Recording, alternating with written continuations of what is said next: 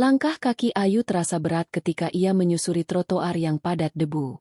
Rambutnya kusut, wajahnya pucat, dan bajunya hanya sehelai kemeja lusuh yang sudah kehilangan warna aslinya.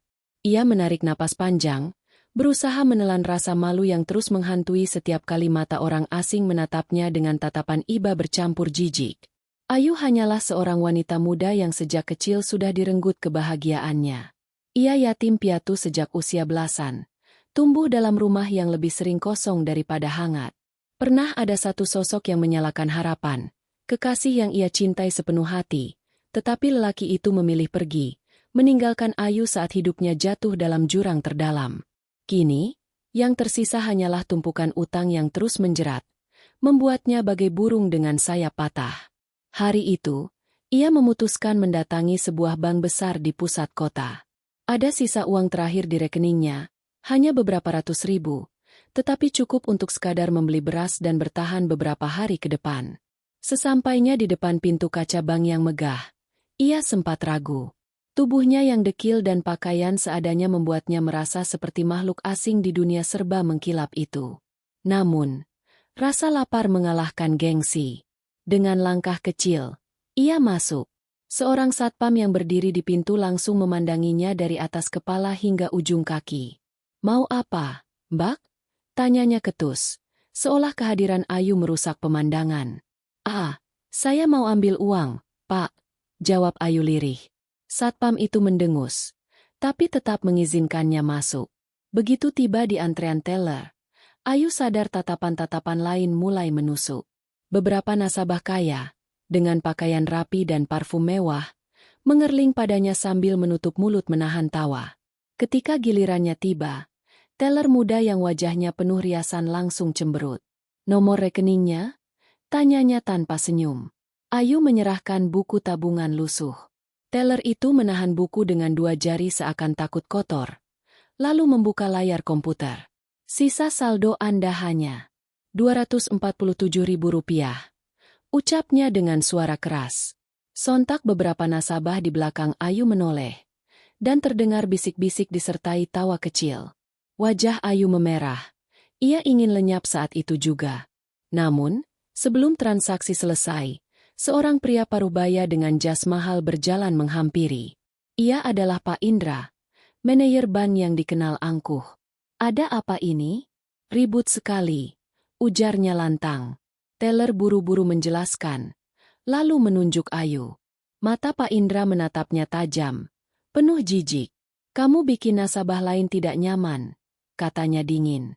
"Uang segitu tidak pantas diambil di bank sebesar ini. Kalau hanya ratusan ribu, lebih baik pergi ke warung pulsa atau koperasi kampung." Tawa kecil terdengar dari beberapa orang yang ikut menyaksikan. Ayu menunduk, hatinya tercabik. Pak Indra melangkah lebih dekat. Suaranya meninggi. "Dengar ya, orang sepertimu tidak punya urusan di sini. Jangan sampai kamu mengganggu suasana lagi. Kalau tidak, saya suruh satpam keluarkan kamu sekarang juga." Kata-kata itu menghantam Ayu lebih keras daripada pukulan. Tangannya gemetar memegang buku tabungan. Matanya panas menahan air mata. Dunia seakan mengejeknya serentak. Ayu berdiri terpaku, menertawakan sisa martabat yang ia coba pertahankan. Di tengah ruangan yang dingin dan mewah yang di telinganya, Ayu merasa dirinya lebih tajam daripada bilah pisau. Berdiri di sana. Ia hendak berbalik, berniat pergi dengan hati hancur, ketika ponsel tuanya yang retak tiba-tiba bergetar di saku. Suara dering itu begitu nyaring di tengah keheningan penuh ejekan. Dengan tangan gemetar, Ayu mengeluarkan ponsel. Layarnya yang buram menampilkan notifikasi pesan masuk. "Sistem, transfer dana sebesar 100 miliar rupiah telah berhasil masuk ke rekening Anda." Ayu tertegun. Matanya berulang kali membaca angka itu. 100 miliar. Ia nyaris tertawa miris. Pasti penipuan murahan, pikirnya. Bagaimana mungkin seseorang sepertinya mendapat uang sebanyak itu? Namun, rasa penasaran mengalahkan segalanya. Dengan langkah ragu, ia berjalan menuju mesin ATM di sudut ruangan. Beberapa nasabah yang masih mengejeknya kini menoleh penuh rasa ingin tahu. Satpam melipat tangan di dada, mengawasi dengan tatapan sinis, Sementara teller dan Pak Indra hanya melirik seolah yakin Ayu akan semakin mempermalukan dirinya. Ayu memasukkan kartu ATM-nya. Jemarinya gemetar menekan tombol. Ia menunduk, menahan napas ketika layar menampilkan saldo. Angka itu terpampang jelas. 100.247.000 rupiah. Ayu menutup mulutnya dengan tangan. Lututnya hampir goyah. Tuhan, ini. Suaranya tercekat, tidak percaya. Orang-orang yang kebetulan melihat layar ATM itu mendengus tidak sabar. Tapi satu dua orang mulai curiga karena ekspresi Ayu benar-benar terkejut, bukan berpura-pura. Dengan keberanian yang tersisa, ia memilih opsi penarikan tunai. Mesin berdengung, lalu keluarlah sejumlah uang maksimal yang bisa ditarik hari itu. Lembaran 100.000 berjejer rapi. Ayu menatap uang itu. Tangannya gemetar saat mengambilnya. Beberapa detik, suasana bank menjadi senyap. Teller yang tadi menghina menegang. Matanya melebar. Satpam yang tadi sinis, kini melongo ke arah mesin ATM dengan wajah tak percaya. Bahkan Pak Indra, dengan jas mahal dan sikap angkuhnya, terpaku di tempat. Tidak mungkin, gumamnya pelan. Ayu berbalik, membawa sejumlah uang di tangannya. Tatapan semua orang kini tertuju padanya. Bukan lagi tatapan hinaan, melainkan keterkejutan bercampur ketakutan. Senyum tipis akhirnya muncul di wajah Ayu yang pucat. Untuk pertama kalinya, ia tidak merasa seperti sampah. Dunia yang tadi menertawakannya kini membisu di hadapan kenyataan yang mustahil dipahami. "Maaf, Mbak." Suara seorang staf bank terdengar lirih, memecah keheningan setelah Ayu menarik uangnya. Tak lama, seorang pria tua dengan jas elegan keluar dari pintu kaca bertuliskan ruang kepala cabang. "Dialah kepala bank. Silakan ikut saya, Nona Ayu," katanya sopan, dengan nada yang sama sekali berbeda dari perlakuan Pak Indra sebelumnya. Ayu masih bingung. Namun langkah kakinya terasa ringan ketika ia mengikuti pria itu menuju ruangan khusus di lantai atas. Satpam yang tadi bersikap kasar kini buru-buru membuka pintu untuknya. Bahkan menunduk hormat. Teller yang sempat mengejek kini menundukkan kepala. Wajahnya pucat. Begitu masuk, ruangan itu terasa seperti dunia lain. Meja besar dari kayu mahal, dinding berlapis panel kaca, dan layar monitor yang memancarkan grafik keuangan global. Kepala bank mempersilakan Ayu duduk, sementara beberapa staf senior berdiri di belakangnya dengan sikap penuh hormat. "Selamat datang, Nona Ayu," ucap kepala bank dengan senyum yang lembut namun penuh wibawa. "Saya rasa waktunya sudah tiba. Kami diminta untuk menyampaikan kebenaran ini kepada Anda." "Kebenaran?" Ayu berbisik. Jantungnya berdegup kencang. Pria itu mengangguk. "Anda adalah pewaris tunggal dari sebuah perusahaan rahasia bernama Eterna Corporation. Salah satu entitas bisnis terbesar dan paling berpengaruh di dunia. Perusahaan ini menguasai jaringan investasi, teknologi, dan bahkan keamanan internasional. Namun, identitas pewarisnya selalu dirahasiakan, hingga saat ini." Ayu membeku, hampir tak bisa bernapas.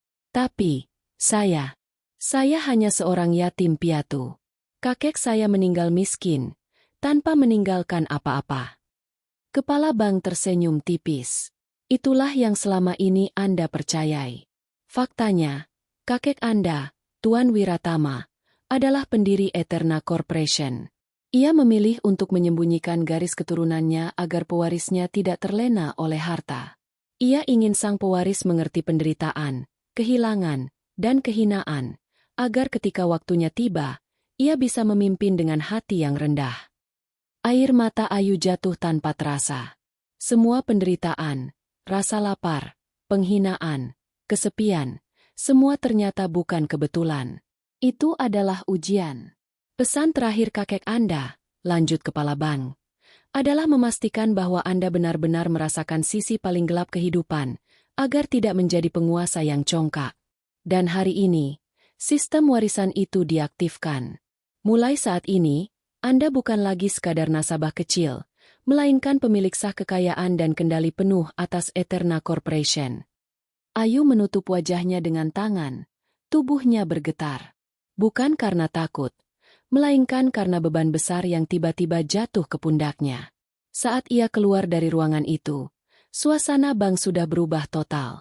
Pak Indra, manajer yang tadi menghina habis-habisan, kini berdiri kaku di depan pintu. Wajahnya pucat pasi, keringat menetes di pelipis. Begitu Ayu menatapnya, pria itu langsung menunduk dalam-dalam. Saya mohon maaf sebesar-besarnya, Nona Ayu. Ucapnya dengan suara bergetar. Saya tidak tahu. Saya benar-benar menyesal. Teller yang tadi mencibir pun ikut menangis kecil, menunduk sambil meminta maaf. Satpam yang kasar sebelumnya bahkan sampai merapatkan kedua tangan, memohon pengampunan. Dan di tengah pemandangan itu, Ayu berdiri tegak untuk pertama kalinya. Ia tidak lagi sekadar wanita lusuh yang dipandang hina, melainkan sosok pewaris sebuah kekuatan besar yang tak seorang pun di ruangan itu bisa bayangkan. Pak Indra, teller, dan Satpam masih menunduk dalam-dalam di hadapan Ayu. Suara mereka bergetar penuh penyesalan. Tolong maafkan kami, Nona. Kami salah menilai Anda. Namun Ayu hanya menatap mereka dengan mata yang tenang. Tidak ada kemarahan, tidak ada teriakan, hanya ketegasan yang dingin namun penuh arti. Apa yang kalian lakukan hari ini, ucap Ayu pelan, adalah bukti bagaimana dunia memandang seseorang hanya dari luarnya. Kalian menghina tanpa tahu siapa aku. Kalian merendahkan tanpa bertanya apa yang sebenarnya aku hadapi. Ia menunduk sejenak, menggenggam buku tabungan lusuh yang masih dibawanya. Jika aku memang orang miskin tanpa warisan, apakah hinaanku akan berbeda? Apakah aku tetap pantas diperlakukan seperti sampah hanya karena tidak punya uang? Keheningan menyelimuti ruangan. Kata-kata Ayu menampar jauh lebih keras daripada kemarahan. Maaf kalian kuterima, lanjutnya. Tapi jangan kira itu berarti kalian bebas. Biarlah rasa malu ini menjadi pelajaran. Perlakukanlah setiap orang dengan hormat, siapapun mereka. Karena harga diri manusia bukan diukur dari angka di rekeningnya. Pak Indra terdiam, wajahnya merah padam. Teller menangis pelan. Satpam menunduk makin dalam, seakan tak berani menatap Ayu lagi. Hari-hari berikutnya, Ayu mulai menggerakkan kekayaannya. Ia menarik sejumlah besar uang, bukan untuk pamer atau hidup mewah, melainkan untuk melunasi seluruh utang yang dulu membelenggunya. Rentenir yang dulu mengintimidasi kini terdiam ketika Ayu menyerahkan pembayaran penuh, bahkan dengan bunga.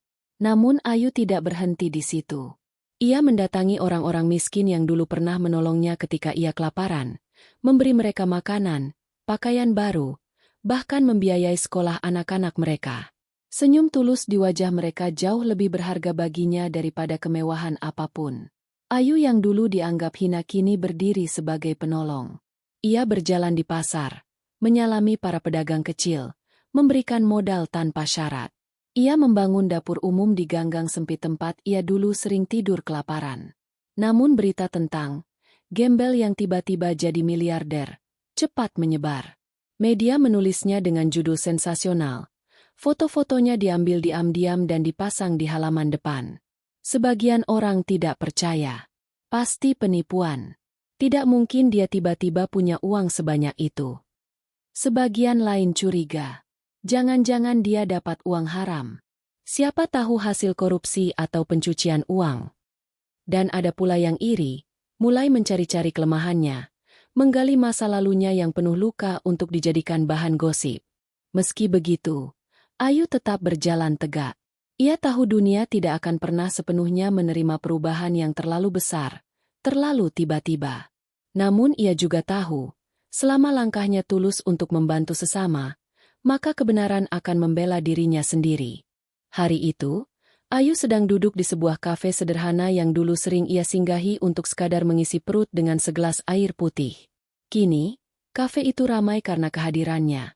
Banyak orang ingin melihat langsung wanita ajaib yang berubah dari gembel menjadi miliarder dalam semalam. Tiba-tiba, seorang pria dengan jas rapi masuk. Ayu terdiam sejenak. Jantungnya berdegup keras. Wajah itu ia kenal. Wajah yang dulu pernah membuatnya percaya, lalu menghancurkan harapannya. Raka, bisik Ayu, hampir tak percaya. Pria itu tersenyum seolah tak pernah ada luka di masa lalu. Ayu, Aku menyesal telah meninggalkanmu.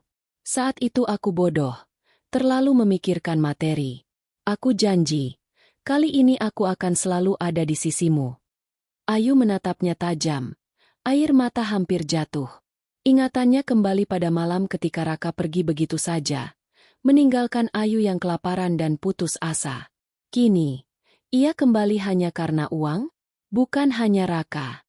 Beberapa teman lama Ayu yang dulu menghindarinya kini tiba-tiba muncul dengan senyum manis.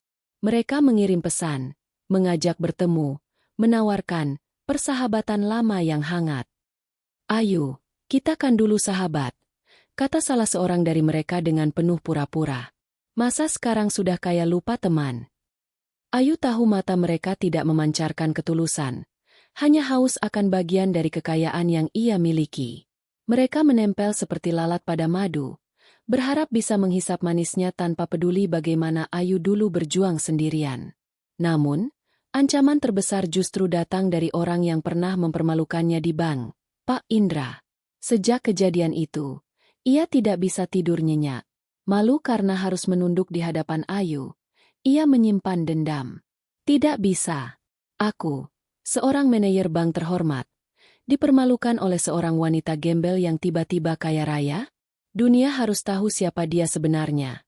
Gumamnya dengan tatapan penuh kebencian. Ia mulai menyusun rencana kotor. Dengan memanfaatkan jaringan kenalannya, ia menyebarkan fitnah bahwa uang Ayu bukan berasal dari warisan sah, melainkan hasil pencucian uang gelap.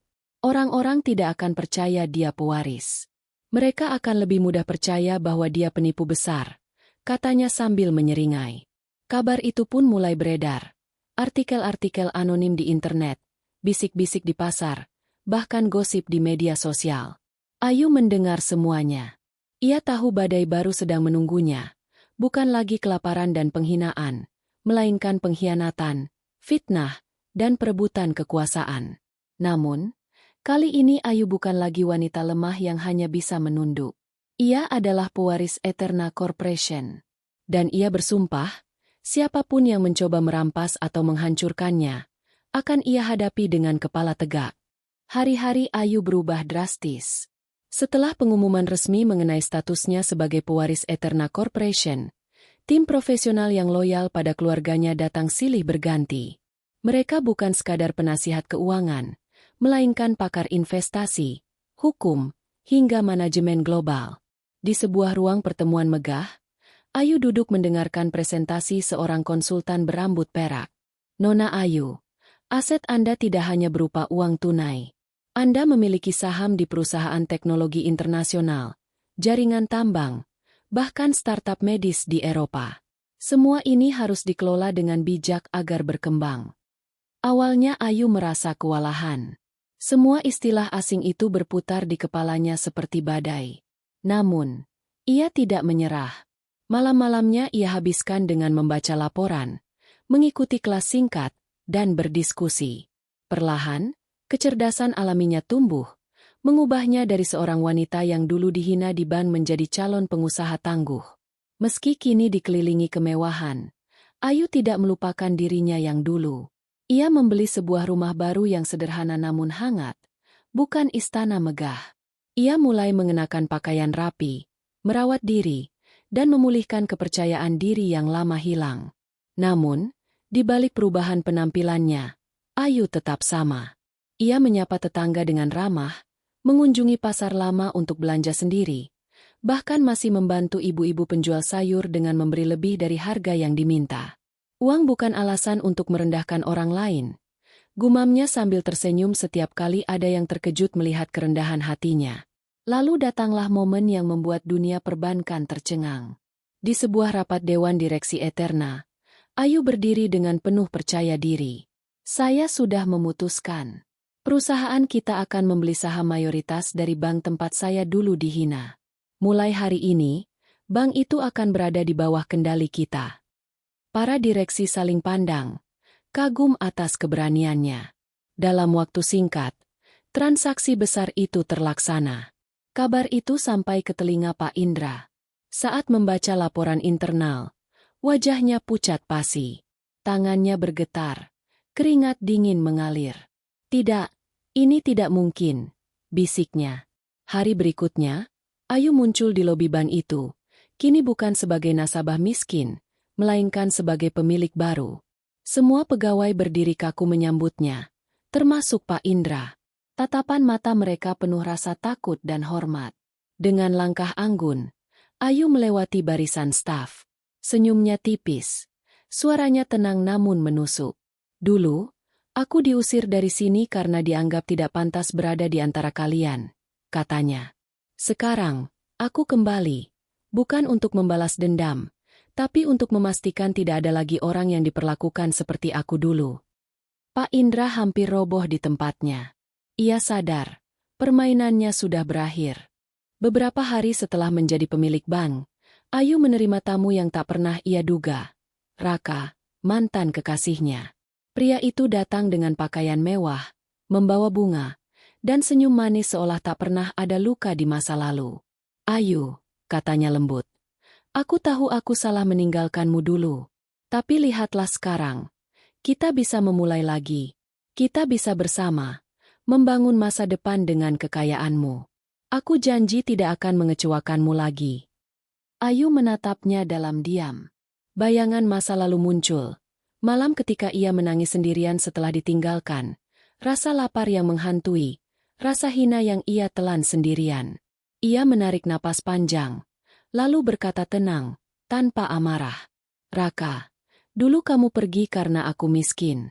Sekarang kamu datang karena aku kaya. Itu bukan cinta.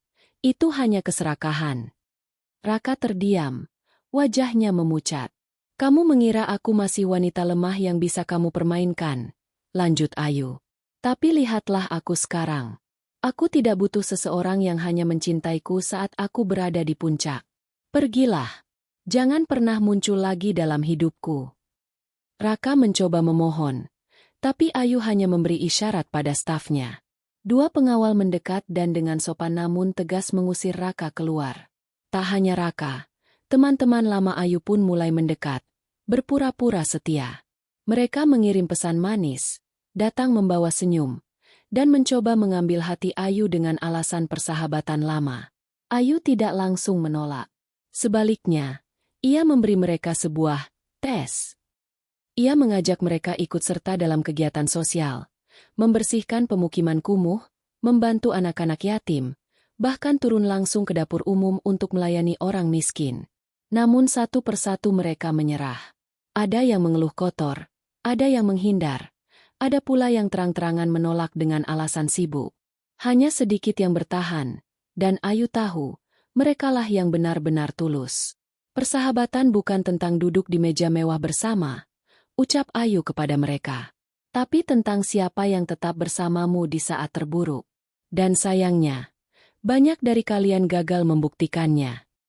Teman-teman palsu itu pergi dengan wajah malu, sementara Ayu berdiri tegak dengan keyakinan bahwa ia tidak lagi dikelilingi oleh parasit. Hari yang ditunggu pun tiba. Sebuah rapat besar diadakan di kantor pusat bank. Semua petinggi hadir. Ayu duduk di kursi tertinggi, kursi pemilik baru. Pak Indra tampak gelisah. Keringat bercucuran, namun ia berusaha tetap tersenyum palsu. Ayu membuka rapat dengan suara tegas. Hari ini, saya ingin membicarakan hal yang sangat penting, masa depan bank ini. Tidak akan ada lagi diskriminasi terhadap nasabah, tidak peduli berapapun saldo mereka. Bank ini akan menjadi tempat yang aman, ramah, dan adil. Semua orang mengangguk, bertepuk tangan setuju. Kemudian, Ayu menoleh langsung pada Pak Indra. Dan mengenai Anda, Pak Indra. Ruangan langsung hening. Saya tidak bisa membiarkan seseorang yang pernah menghina dan mempermalukan orang lain tetap duduk di kursi manajer. Tindakan Anda tidak etis, dan telah mencoreng nama baik institusi ini. Maka dengan ini, Anda resmi saya berhentikan dari jabatan Anda. Pak Indra membelalak. Wajahnya memerah. Tetapi Nona Ayu, saya sudah bekerja di sini selama bertahun-tahun. Anda tidak bisa begitu saja. Ayu menatapnya dengan tatapan tajam. Saya bisa. Dan saya harus. Karena jabatan bukanlah tempat untuk orang yang lupa bagaimana caranya menghormati manusia lain. Pak Indra terdiam. Semua petinggi lain menunduk, memahami pesan kuat yang Ayu sampaikan. Rapat itu berakhir dengan sejarah baru. Seorang wanita yang dulu dihina karena kemiskinannya, kini berdiri sebagai pemilik sah, bukan hanya bank itu, tetapi juga martabat yang tak bisa lagi direndahkan siapapun. Rapat direksi usai. Namun gema kata-kata Ayu masih bergema di ruangan itu. Ia tidak sekadar memecat seorang manajer, melainkan menegakkan prinsip. Saat semua mata tertuju padanya, Ayu berdiri dan menyampaikan sesuatu yang lebih besar. Mulai hari ini, katanya dengan suara lantang namun lembut, setiap langkah perusahaan ini akan berlandaskan pada nilai moralitas dan kemanusiaan. Kita tidak hanya menghitung laba, tapi juga memastikan setiap keuntungan berarti sesuatu bagi masyarakat. Kita bukan hanya mencari angka, tapi juga keadilan. Ia menatap satu persatu wajah di sekitarnya. Bank ini akan punya program tabungan tanpa bunga untuk rakyat kecil, kredit ringan untuk pedagang pasar, dan pelayanan setara bagi semua nasabah. Tidak ada lagi diskriminasi. Para eksekutif saling pandang, lalu bertepuk tangan. Mereka tahu, di hadapan mereka berdiri pemimpin yang berbeda dari siapapun sebelumnya. Tak berhenti di situ, Ayu mewujudkan visinya ke dunia nyata. Ia mendirikan sebuah yayasan besar yang dinamainya Yayasan Cahaya Harapan. Fokusnya sederhana tapi dalam, membantu orang miskin, membangun sekolah gratis, dan memberikan beasiswa untuk anak-anak yang dulu tak punya peluang seperti dirinya. Hari peresmian yayasan itu, Ayu berdiri di atas panggung sederhana, mengenakan kebaya putih yang anggun. Di hadapannya ratusan anak yatim dan keluarga miskin bersorak. Wajah mereka penuh rasa syukur. Dulu aku adalah kalian, ucap Ayu dengan mata berkaca-kaca. Aku tahu rasanya lapar, ditolak, dihina, bahkan kehilangan harapan. Tapi hari ini, aku berdiri di sini untuk memastikan tidak ada lagi yang harus melalui penderitaan itu sendirian. Sorak-sorai dan tepuk tangan menggema, bukan karena kekayaannya, melainkan karena ketulusan yang terpancar jelas dari hatinya. Media menulisnya dengan penuh hormat. Ayu, sang pahlawan baru rakyat kecil. Di tengah sorotan itu, muncullah sosok baru dalam hidup Ayu, Reza, seorang pengusaha muda yang bergerak di bidang energi terbarukan. Ia hadir di salah satu forum bisnis internasional tempat Ayu menjadi pembicara utama. Ketika Ayu selesai berbicara tentang bisnis yang berlandaskan nurani, Reza menghampirinya. Saya kagum, Nona Ayu, katanya tulus. Kebanyakan orang berbicara soal laba. Anda berbicara soal manusia. Dunia butuh lebih banyak pemimpin seperti Anda. Ayu tersenyum tipis, merasakan sesuatu yang berbeda. Reza tidak menatapnya karena kekayaannya, melainkan karena ide-ide dan keberanian moralnya. Dari percakapan singkat itu, Ayu tahu ia telah menemukan sekutu sejati. Seseorang yang tidak hanya melihat siapa dirinya sekarang, tetapi juga apa yang ingin ia perjuangkan. Ketenangan Ayu tidak bertahan lama. Sebuah kabar mengejutkan datang dari Dewan Eksekutif perusahaan kakeknya. Ada musuh lama yang kembali muncul. Musuh itu adalah jaringan konglomerat internasional bernama The Veron Group, dipimpin oleh seorang pengusaha licik bernama Adrian Veron. Ia adalah mantan rival kakek Ayu, yang sudah lama menunggu saat pewaris sah muncul, agar bisa menghancurkannya. Adrian memiliki koneksi luas, bahkan sampai ke lingkaran politik gelap. Kabar buruk mulai bermunculan. Saham perusahaan Ayu tiba-tiba anjlok karena serangan spekulasi pasar. Media dipenuhi berita miring tentang Ayu, tuduhan pencucian uang, suap, bahkan manipulasi publik. Beberapa pejabat berpengaruh mulai menjauh, takut terseret masalah. Ayu sempat termenung di ruang kerjanya, menatap malam dari balik jendela gedung tinggi. Apakah ini akhirku? Pikirnya. Tapi ia segera teringat semua pelajaran dari kakeknya, semua penghinaan yang ia telan, dan semua janji yang ia buat kepada rakyat kecil. Tidak, aku tidak akan mundur. Dalam situasi kritis itu, Reza hadir sebagai pendukung terbesarnya. Ia menawarkan strategi cerdas, menggandeng aliansi internasional yang peduli pada bisnis berkelanjutan, memanfaatkan reputasi bersih Ayu sebagai senjata melawan fitnah. Ayu, mereka bisa membeli media, bisa membeli politisi, kata Reza dengan nada serius. Tapi ada satu hal yang tidak bisa mereka beli, integritasmu. Itu senjatamu. Ayu menatap Reza. Mata mereka bertemu. Ada kehangatan yang sulit disangkal. Bukan hanya rekan bisnis. Reza telah menjadi jangkar emosional yang membuatnya berdiri tegak di tengah badai. Pertarungan pun dimulai. Ayu membentuk tim khusus untuk melacak jejak kecurangan The Veron Group. Ia mengumpulkan bukti, membuka skandal besar Adrian yang selama ini tersembunyi.